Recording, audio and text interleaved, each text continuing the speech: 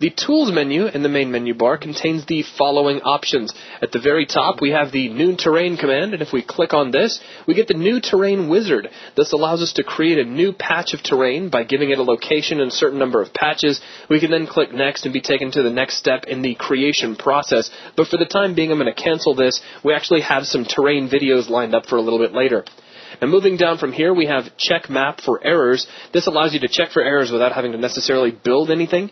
If we click, here we see a few errors popping up. We have some paths that need to be rebuilt, which of course is irrelevant as we have no paths. It's saying we need to rebuild our lighting, and it's warning us that we're using the default or null material on some of our surfaces. So let's go ahead and close that.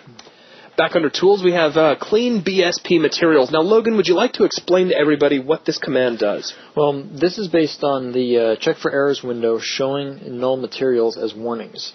Now, the reason that we might need something like Clean BSP Materials is that when you have a series of brushes defining geometry, you often have sections where these brushes join. And in between the brushes, you technically have what are known as invisible faces. Right. Faces that the engine calculates and acknowledges, but don't actually render and are non-selectable inside of the editor. Right, this would be most apparent in a subtractive style level where maybe you have a large room carved out and then you have another subtractive brush coming off of that to form maybe a corridor. Right there where those two brushes join, you technically have invisible faces that don't render and you can't really see.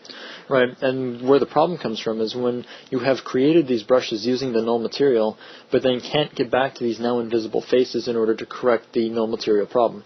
What Clean BSP Materials will do is it will look for such faces and assign a special invisible material to them, so that way the null reference is cleaned up. It will be referencing an actual material, and that will remove the warning from the Check for Map Errors window. Right, it's a way to just clean up that error window. Now moving down from here, we have Replace Skeletal Mesh Actors. This is more of a legacy command, not something you'll find yourself using very often. What this is here for is a way to replace an older style of skeletal mesh, which would sometimes crash versions of the editor. Not something that I really foresee you ever really having to reach for. So we'll move on down to Add Pickup Light.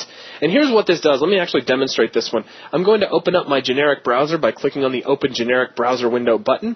I'll move over to the Actor Classes browser over in the tab, and then we'll scroll down a bit, and I'm going to expand Navigation Point. We will expand Pickup Factory, UT Pickup Factory, and UT Weapon Locker, and I'm going to select UT Weapon Locker Content.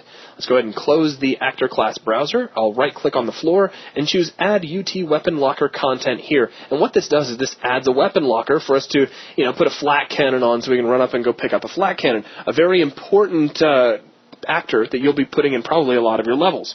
However, if we now come under Tools and check the map for errors, a few new errors have popped up, one of which, though, is UT Weapon Locker Content 1 doesn't have a pickup light near it. So let's go ahead and close that. Under the Tools menu, we can choose Add Pickup Lights, which will automatically find any such actors that require a pickup light, and it'll create one for us. So let's go back under Tools, not Add Pickup Lights, but go back under Check Map for Errors, and we can see that we no longer have that error in place. So that is a quick look at the options available inside the Tools menu.